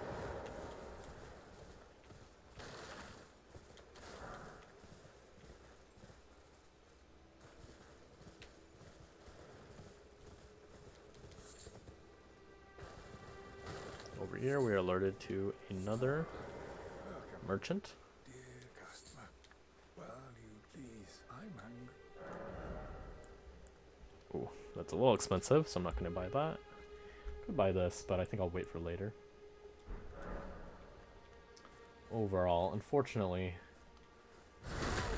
this is a man that needs to die. What the devil's wrong with you? For the registry of my Pokedex. This is definitely one of the more expendable merchants in the game. I got the donkey. Now, you may see me a little bit as being cruel for doing that, but there are a few merchants in this game that are just not worth going to. This guy is actually pretty much in reach, I think. I don't see it as a big problem getting this one, but yeah, I mean... Oh shit. You do not want to mess with these guys at night. Ugh.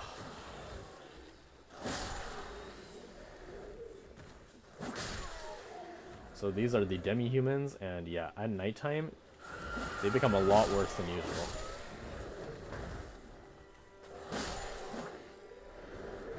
So this is a different one, so I do want to register that one. There we go, the strong demi-human. Okay, let's get to this grace, and here is the fort that that guy Kenneth told us to get to, which we will in a moment.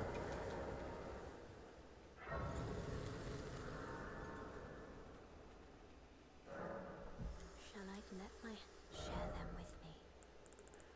Your thoughts, One here, one here. your ambitions, Yeah, the and then one in principles HP. you follow. Okay, so now let's do this part. We were told to go take this fort, and, well, take it we shall. Or we'll give it an attempt. See if we can. So, this part is also a bit of a sneak mission.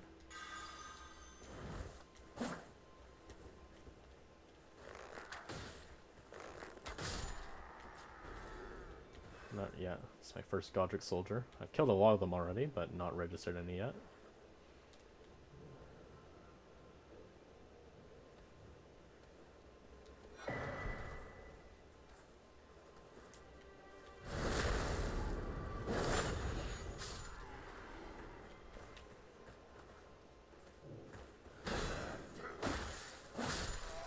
That was a good deflect.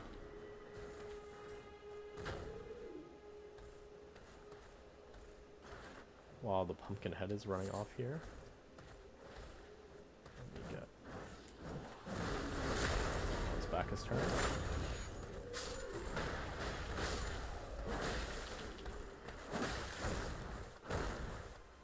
We have a new opponent here, these mad pumpkin heads.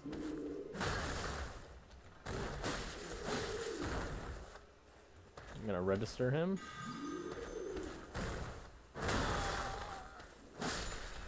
There we go.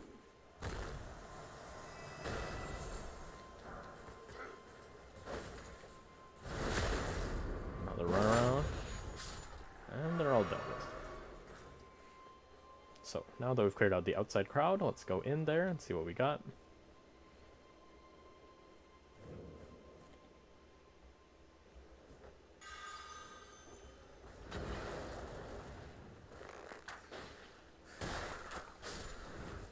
Second enemy here. This stupid rat.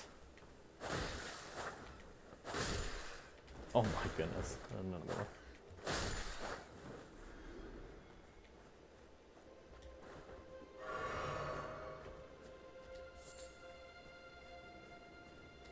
Oh, someone's still chucking things at me, so we gotta go deal with that. Some blood roses, which are great. Oh, ouch. Amazing aim from this one. These guys have excellent aim.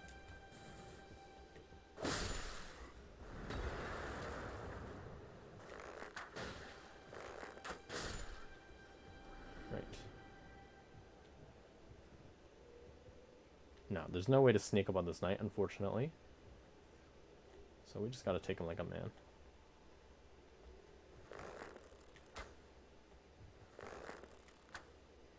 What?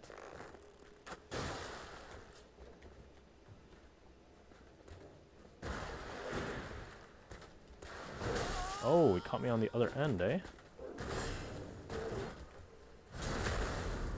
I'm gonna pop a heal for that one.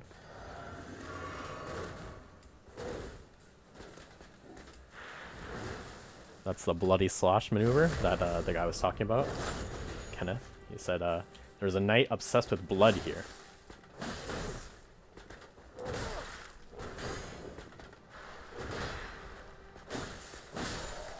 Oh, there we go.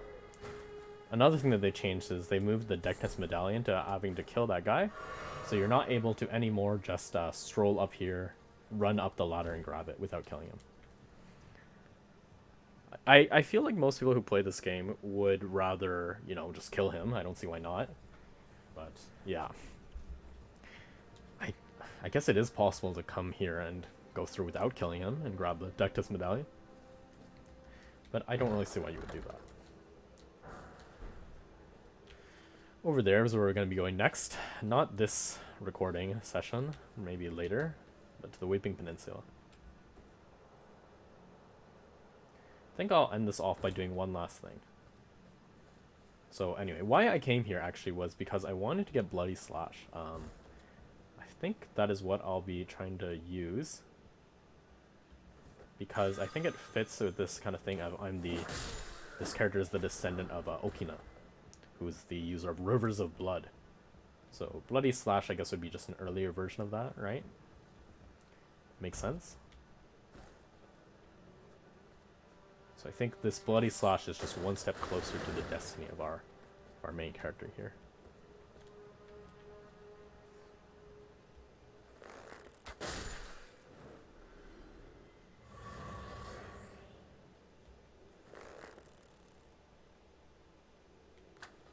What? That didn't happen.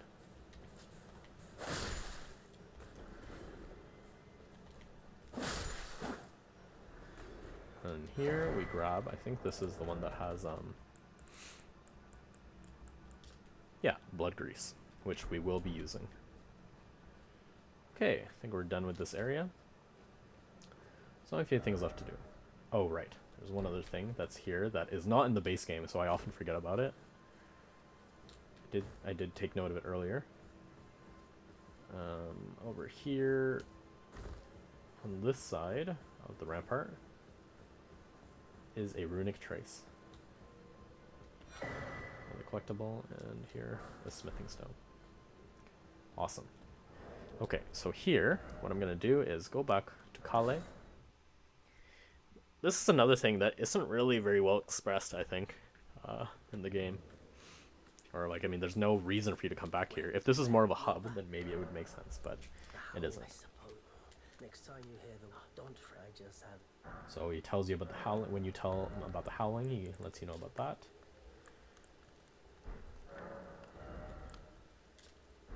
Goodbye. Let me use this to forge up a bit here. And the last thing I want to do is, let me put on this Bloody Slash.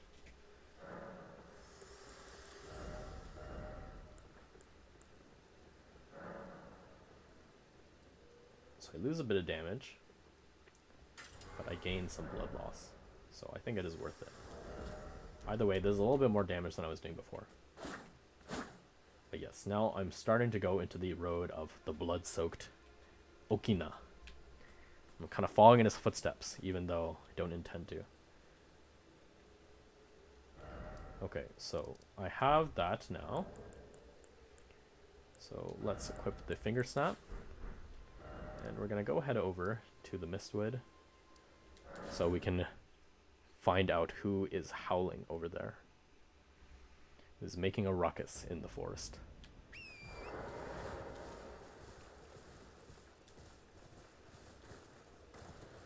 Let's find out, shall we? Let's head on over there. So there's more of those demi-humans.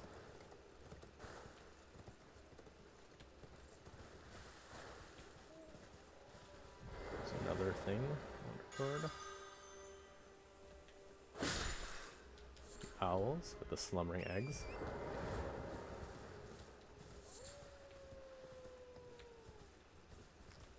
Coming around here.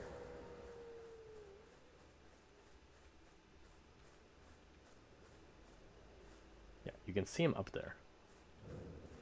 So let's do the finger snap.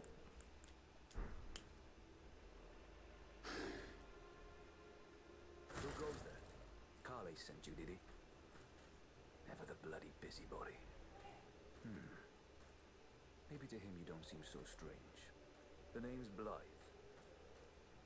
I'm looking for a man who goes by Darrowell. He fled somewhere nearby.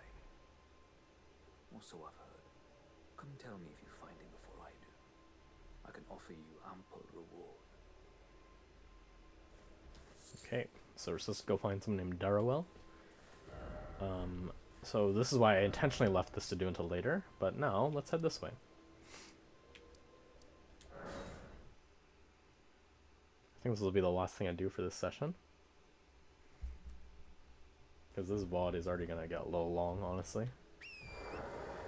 So let's head over here.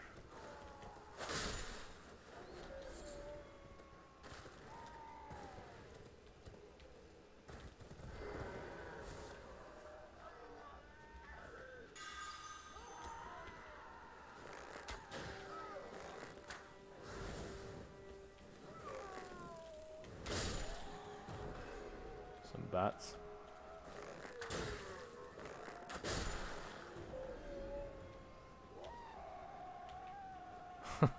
The screeching of these random guys. I still don't really know what the point of them is. It's not really really a recurring thing that happens later on. Oh my. Yeah, see, you can see how low the range of the bows is now. But the damage has certainly been increased.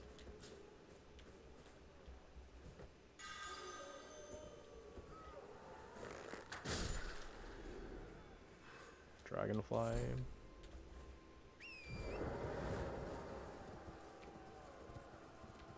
And I can go over here.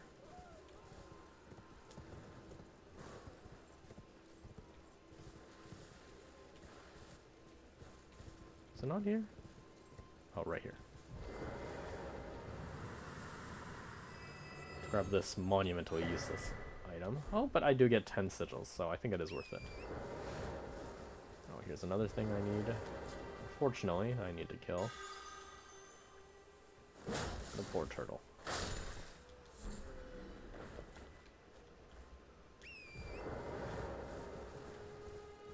Don't plan on going in here yet. If you know, you know. You know what's in the Dragonburnt ruins. We'll go here and grab this. Don't plan on using this weapon. We'll see. Don't really think it fits again. Sort of, I guess. But yeah, the Twin Blade is a cool weapon. But I don't know if it fits yet. I guess we'll see. Right now I'm aiming at no. I don't think this really fits with the aesthetic of this character.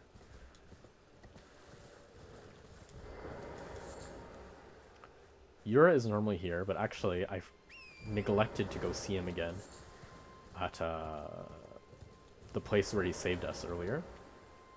So you don't need to talk to him, but yeah, I think it's fun when you do. And I will participate here just so I can get some extra accounts.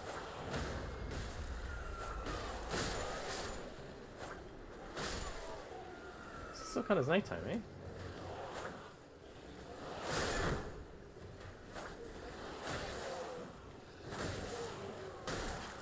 Okay, why is he shooting at me?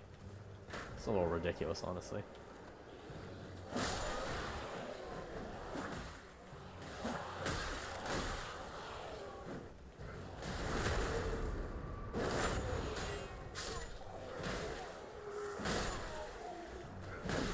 How? Alright, whatever. I don't really care. Just wanted a few more records in my little book of completion. So each enemy requires a different amount of times to kill or to work. So I'm gonna also kill these guys. Oh my, how embarrassing.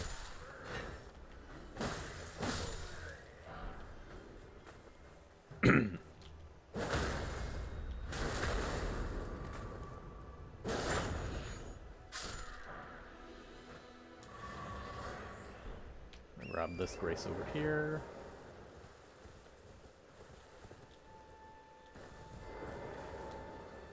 Actually, I'm gonna go get Unsheathed.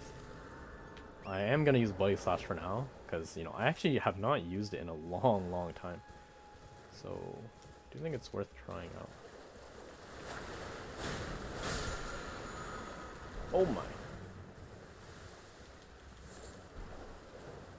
Let's grab that. But yeah, you know, Unsheathed is a great Ash of War.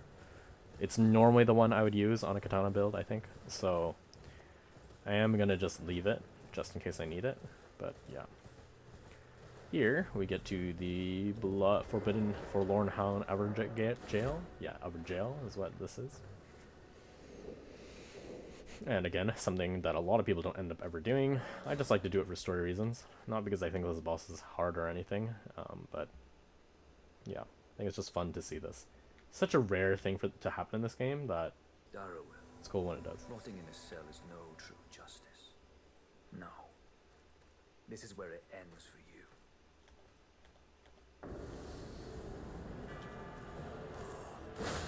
Oh my. Bad lag spike moment.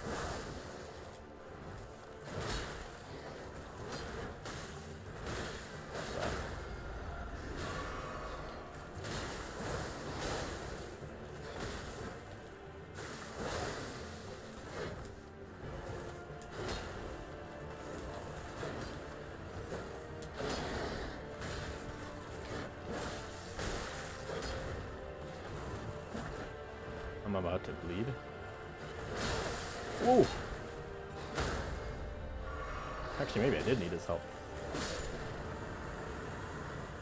Well, whatever. The Bloodhound's Fang. Always very tempting to use. It is a great weapon for this type of build. This kind of sword-y bleed type build. The Bloodhound's Fang is amazing for that. But, yeah, I mean, it's great, but I don't have the stats for it yet, so maybe later. How to work for it. Don't say I'm not. Somber Smithing Stone 2. If you venture north, tell him I still be sure. And he tells you about a blacksmith, a venerable blacksmith in the north. So I will have to keep my eyes out for that. And last thing we're going to do here is, instead of crossing the bridge, I always like to do this. This kind of is just easier to do, honestly, because it's right afterwards. And in Reforged, I was able to pick up that runic trace I just did a moment ago, as well as this other one here. You can actually see a third one over there, down there, like right there, but I'm not going to get that one. If I'm ever down there, I'll consider it, but yeah. Okay, and now I am in the Weeping Peninsula. So this is a completely different area from Limgrave, even though a lot of people consider it just, you know, sort of a part of it. But it is technically a different area, so I think I'm going to end it off here. I think this is a good first VOD of this game. Again, I've made a pretty good run of Limgrave, honestly. I really went through most of it, most of the main things. There's still a few different areas I have not explored, a few bosses not killed yet. I think this is pretty good for a first go through. And next time I will be tackling the Weeping Peninsula. Also a great fun early area. So hopefully this was somewhat educational, I guess. But we'll see next time what is in store in the Weeping Peninsula. So I will stop and end off there.